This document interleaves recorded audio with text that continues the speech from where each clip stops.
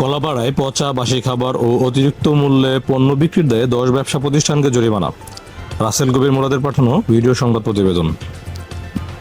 কলাপাড়ায় পচা বাসি খাবার বিক্রির দায়ে 3 রেস্টুরেন্টকে 30,000 ও অতিরিক্ত মূল্যে পণ্য বিক্রির দায়ে 7 মুদি দোকানিকে 24,000 টাকা জরিমানা করেছে ভোক্তা অধিদপ্তর। বুধবার দুপুরে পৌর শহরের রাস্তাপাড়া, চৌরাস্তা এবং নতুন বাজার এলাকায় ব্যবসায়ীদের এ জরিমানা করা হয়। জরিমানাকৃত প্রতিষ্ঠানগুলো হলো অতিথি হোটেল অ্যান্ড সুইটস 15,000 টাকা, নিউ ঢাকা হোটেল 5,000 টাকা, আলমদিনা হোটেলস 10,000 টাকা, নূর স্টোর 3,000 টাকা, আকন ট্রেডার্স 2,000 টাকা, মা স্টোর 2,000 টাকা, বাইজিদ স্টোর 2,000 টাকা, খেপুপাড়া স্টোর 5,000 টাকা, ফিরোজ 5,000 টাকা, জুয়েল পোল্ট্রি 5,000 টাকা।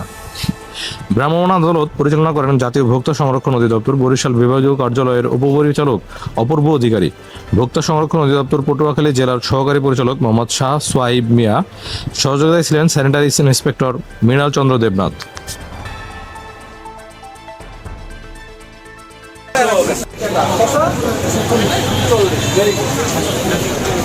আপনার পশুমুখীগত দোকানে কি আছে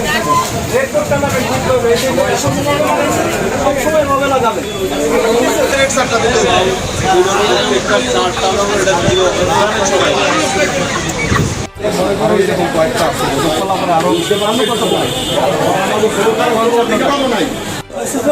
আমার লিখে দিবেন 130 টিকো বেশি